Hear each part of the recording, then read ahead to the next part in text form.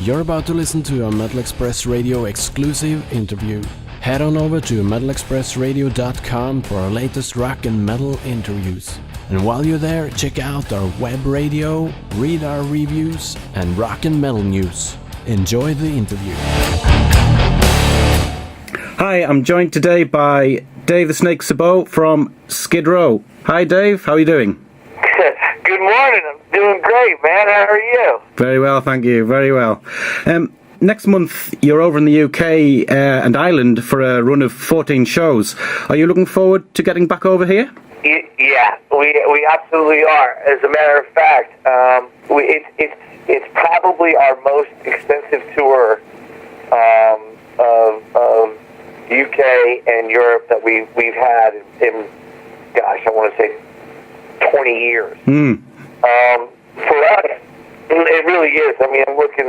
We're literally going to be over in the UK and Europe for 6 weeks, which for that we haven't toured like that in Europe since the Slave to the Grind tour. So I mean, we're looking back 20 some years. That's right. So for us, having gone over, been over there a few times in the last year or two, it made so much sense for us to do it this way. We wanted to play as many shows as possible, because we do have new music, and it seems that the audiences in the UK and Europe are taking very kindly to the new music that we're putting out. And there's some loyal people out there, man, and it's really humbling. And we don't take any of that stuff for granted. So, we've always been a band that has made and maintained its reputation through touring and through our live shows and stuff. And it's the most fun that we have is going out there and playing live. Yeah, because you're doing the shows with Ugly Kid Joe. Whose idea was it to put this bill together? It was actually our agent Dan DeVita, who works with both of our bands. He proposed it, and we were like, "Man, that sounds cool. Let's go out." And they seemed like a really nice bunch of guys, and the response has been really, really good. As far as ticket sales and stuff like that. So. I think it's going to be a lot of fun. I mean, they're hard workers, and they're a really good band. And like I said, they seem like really, really nice guys. Yeah. And I've met them briefly throughout the years, but never have we toured together or hung out quite a bit. So I'm looking forward to it. Yeah. And who's gonna? Are you rotating the headline spot, or are you going to close the show each night? It looks like we're closing the show each night. Yes. Mm-hmm. Yeah. So have you had any thoughts on the set list as yet, or is that still to be decided? Oh man, we don't really come up with set list until pretty much before the show.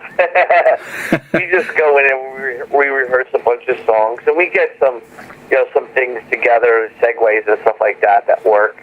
But we usually before a tour we'll rehearse a bunch of songs so we can change the set around. Yeah. And this way it doesn't get stale for us or for the audience. Yeah, because you've recently released your latest EP, United World Rebellion Chapter 1. How's the reaction been to that so far? I mean, I think so far I'm really happy with the way people have responded to it. People are very critical nowadays, and more so than they ever were. I think it's you're continually underneath the microscope, and people are just pick away at you and will attempt to expose any flaws that they deem necessary to expose. Yeah. And we kind of looked at this as like, let's just go in and have fun and just make music that we love to play, and we did. And I think that comes across. It definitely comes across on the EP, and it comes across live when we play these songs live. Yeah. Good. And I love the way that we're doing it too. It feels really good to be doing it this way. And you go in and you record a bunch of songs, and 5-6 songs or whatever it is, and release it and go out on the road and come back home and work on more songs. And it just keeps everything really fresh. It doesn't seem like it's You're in the studio for months and months at a time. You go in for a couple of weeks. You have fun. It's like, why complicate matters when it's just about just rock and roll, man? And we wanted to get to a place where we just felt where we were doing what we were doing for the same reasons that we started doing it in the first place. Yeah. And what that is just an unbridled love for music and for creating music. And so many things could get in the way of that of that emotion and the business of music and all the things that personal stuff that goes on in your life and all these things can get in the way of it. And what we did was we decided to pretty much not shut that stuff out, but keep it at arm's length. It wouldn't tarnish what we were doing creatively. Is this why you decided to do it as 3 EPs rather than one album, to give you sort of space to go out on tour, to record again, then go out on tour, rather than doing it all in one block? It just seemed like that. You know what? Done it with the guys from Down. We were sitting around one day discussing what to do with Down, and because I managed the band Down, and so we were discussing like a different approach, just going back a couple years actually. And we just said, why don't we try it this way? It just seemed that everybody kind of perked up and got excited about it. So when it came time for us to start working on the next record, we kind of looked at it the same way, and everyone got excited about the idea of doing it that way. It alleviates some of the pressure, but it makes it really exciting. It's a case where you sit there and you record and you mix and you release it and you're out playing it immediately, and then you get to go back in and do more, a few, like 4, 5, 6 months down the line. So it's just a way to keep it really, really fresh because, in this day and age, with the advent of social media, and we have information bombarding us at every angle, and there's so much music out there, and there's so much to take in, that we often find ourselves, not spending as much time with an artist or a record as we used to. We move on to the next thing, really, really quick. At least over here we do anyway. And so in order to keep the attention of the people who like our stuff, we just wanted to leave them wanting more and then come back with more. And so far it seems to be working, and hopefully we can continue with this way of doing things. It just seems for us, it seems to be working right now. Yeah. So what's the plan? When's Volume 2 coming out, and when's Volume 3, or is that looking too far into the future? We're working on Chapter 2 right now. All right. We've got a bunch of... I'm down in Atlanta. I just flew into Atlanta. I'm at Rachel's place right now. And we rehearsed down in his basement in his house. And all the guys are here. We kind of do our own pre-production here and go through the songs, jam on them, and record and demo them, and then pick them apart, and so on and so forth. And then I would think, because of all the touring that we're doing, we leave at the end of the week to go to Indonesia, and then we're back for like a week, not even 6 days, and then we're over to Europe, over to UK and Europe for 6 weeks. And so we probably won't get into the studio to cut the EP until January.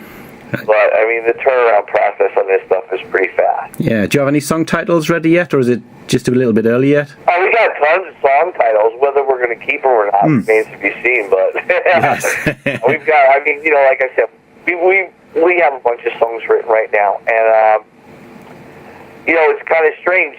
Doing it like this, you release something, and then 6 months later you're coming back and working on stuff, and it's completely different than what we used to do, where you sit there and you write and record a record, and that process would take the better part of a year, and then you would tour on that for 2 years, and then you would go back and do the same process over and over again. Yeah. And this is just completely different from that. So the songs are really, really fresh because we're not we didn't write all 3 EPs and then decided to release them successively. We decided to write X amount of songs for the first one and then stop and release and then come back and start from scratch and release, write and record a batch of new songs. We'll do the same thing with Chapter 3.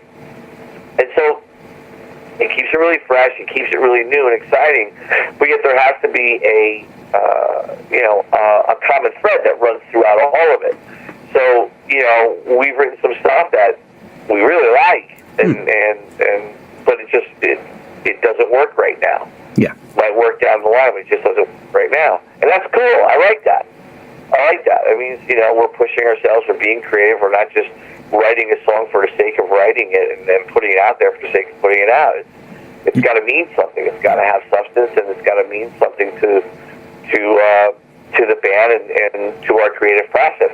As we always have, we're respecting that process. And, just because you write a song doesn't mean it makes the record. And Michael Wagener comes in as your producer. He produced some of your earlier work, and he's coming again to produce your EP. Is that how you trust trust Michael to give you that objectivity that you need? Oh, always. Always. Michael will always be completely honest with us. Whether he's producing our record or not, he'll be completely honest with us. And then we have people that work with us that are great. And a lot of times, we have guys on our crew that we'll be hanging out a night after a show or a day off and getting a couple beers in us, and we'll play them some demos and stuff like that. And they'll come up to you the next day and go, what, I really like this, or that was okay, but this is cool. And those are very, very valuable opinions to us because they're music fans, and just because they work with us doesn't mean they're going to love everything that we do. As a matter of fact, if they did love everything that we did, I think it would be disingenuous. Yeah. We rely on those things, and we rely on our gut feelings now. I mean, that's really important.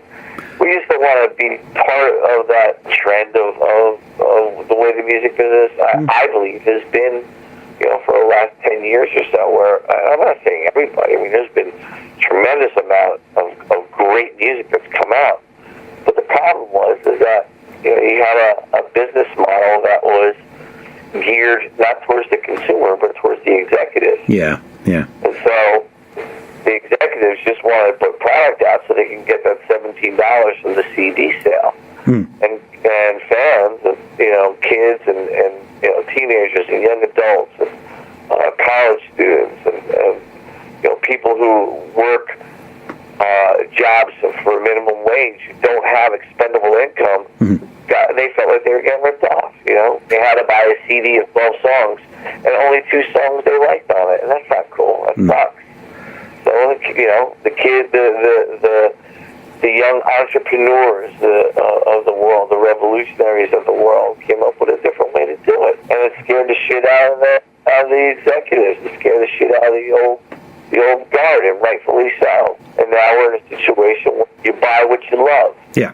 And I love that. We respect that. We felt that a better way to do that is to focus on 5 or 6 tracks. Really, really focus on them, and really, really, take the time and put the effort into those songs, and then, come back again 6 months later with the next batch, and the same thing. So. On the UK version, there's a couple of bonus tracks. One of them's Fire Fire by EZO, and then there's United by Judas Priest. You've covered Judas Priest in the past, delivering the goods on your Besides Ourselves EP. Why did you decide to cover United by Judas Priest this time? The idea of adding a couple cover songs came up. We were all for it. I love going out there and I don't know if you would say reinterpreting. I pay tribute. And Rachel and I were sitting downstairs here at his house, and both of us being Judas Priest fans, and all of a sudden we both looked at each other, and he's like, "Dude, what's my favorite Judas Priest song of all time?" And I was like, "United." And it fit the theme perfectly. Obviously. I mean, the name of the record's United World Rebellion, and it just fit it perfectly. Absolutely, and like I said, we're both big Priest fans, and it's his favorite song of theirs, or one of his favorites. But talking of covers, have you heard Hailstorm's cover of version of "Slave to the Grind"? Absolutely. Yeah. Heard it before it came out. Yeah, of course. I mean, you know what? How can you not be humbled by that? Yeah. It's just such a wonderful thing that, you know, that a band like Hailstorm would think enough of us and the songs that we've written to cover one of our songs. I feel that way. You know, Asking Alexandria did 2 songs of ours as well, and I'm blown away by that. There's been talk in the past of a Skid Row box set that's been mentioned. Is there any developments on that? I would love for that to happen. I really would. I think that it would be something great for the fans. Problem is record labels. They would love to do it too. As long as they're getting, you know, a huge percentage of the sales. And it's like, come on, man, really?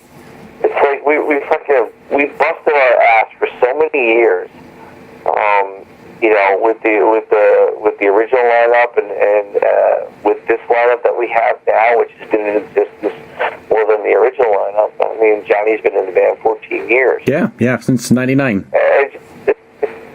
It just amazes me that, you know, again, it's still that old mentality that these executives who are on their way out have. And I just want to, you know, to them you're a commodity. You're nothing more. You're not a human being. You're not an artist. You're a fucking commodity. It's bullshit. And so if we could ever get around the legal aspect of it, yeah, I mean, we're all for it. I would love to do something like that. I'm all for it. You're involved in artist management, and you mentioned managing down there. You're currently with Doc McGee. Yeah, I've been working with Doc, you know, well, it seems like my whole life now. I mean, obviously, you know, he managed us for 18 years and stuff. But, yeah, it was something that was just is a natural thing. It's something that I always wanted to be a part of. And it's just, you know, Doc and Scott are family. They're my brothers. I mean, literally, they're my brothers. And so, for me, it just made total sense. It's something that naturally I would progress into. And I've always been really intrigued and interested in the business aspect of the music business. I mean, not that I agree with all of it and stuff, but I also never wanted to be the guy, the dumb Polish guitar player. Didn't know, you know, anything except the guitar. I wanted to know how to read a contract. I wanted to know what the terminology meant. And I would be involved in the conversation. Yeah. It was really, really important to me, and I'm glad that, you know, I did that while we were at the early stages of our career. Now, just always learning and paying attention. It was essential. Well, it's best being keeping informed, isn't it, in business matters? It has to, man. Absolutely. So do you look after Vintage Trouble as well? Yes. Yeah. I'm glad that you're aware of them. They're such a great band, man. They're just such a great band. Yeah, totally unique as well. So proud of them. Yep, they really are, and you know, they've done. I mean, they've certainly have endeared themselves to the UK audience. That's for sure. And are you involved in the day-to-day runnings of KISS as well? Is that something you're involved with? No. I don't have anything to do with them. No. Doc keeps those to himself. After your tour with Ugly Kid Joe is over, what have you got lined up next? We'll be going to South America in the middle of December, and then we have a couple shows in Texas towards the around 21st, 22nd, and then that's it for the year. Yeah. So you go. And like I said, it looks like we'll be in looks like we'll be in the studio in January at some point. So it's busy times ahead. Yeah, no, we have to stay busy. Yeah. For us, if we're not busy, man, we kind of lose our minds. So. Yeah. Well, Dave, it's been an absolute pleasure. Thanks so much for your time. Best luck with the forthcoming UK tour, and hopefully I can catch up with you at some point on that tour. Yeah, man. I hope you're able to make it out. Thanks a lot for your time, man. Okay, it's been a pleasure. And we appreciate the support. You just listened to a Metal Express Radio exclusive interview.